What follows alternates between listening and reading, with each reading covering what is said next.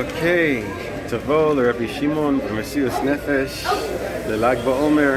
צריך לבוא, תביא הרבה מים, כי אתה צריך ללכת רחוק ברגל, יכול להיות מצפת. תביא מים, תביא אוכל, תביא כובע. אם אתה בא ביום, בלילה יותר נעים ללכת. אבל מה שקורה פה, שכל עצם רבי שמעון הוא גילה את הזוהר. מתי? שהוא היה במערה. למה הוא היה במערה? הוא מתחבא מהממשלה. למה הוא מתחבא מהממשלה? כי הוא אמר משהו שהם לא אוהבים. הוא אמר את זה במסירות נפש. זה לא היה צריך להגיד. אבל כל העניין שלו זה מסירות נפש. עכשיו, מי שרוצה שהתפילות שלו יתקבלו, איך עושים את זה? מי שיש לו מסירות נפש, מי שלומד תורה במסירות נפש,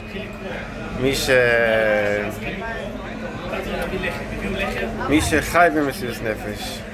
עכשיו, רבי שמעון גילה את הזוהר אחרי שהיה לו את המסירות נפש הזה.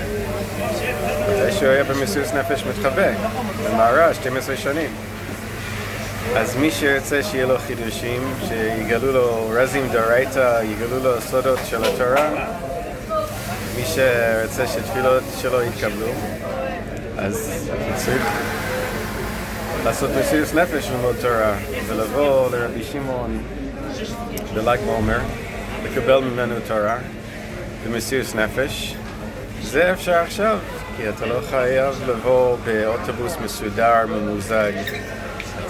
עכשיו עושים לנו טובה, עושים את זה, עושים מחסומים, אתה צריך ללכת ביער שעות ברגל.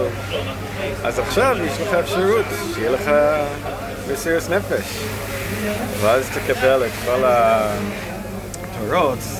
ברוך השם, יש פה הרבה אנשים, כל אחד אומר סודות, אומר וורטים, בגלל כל מי שפה עם מסירות נפש. אז לחיים כולם מזמינים לבוא לרבי שמעון, תבואו כמה שיותר מוקדם, ותבואו ותמצאו דרך להיכנס. זה לא בעיה אם אתה עובד על זה. אם אתה מוכן ללכת שעות וללכת מסביב, אתה יכול לבוא.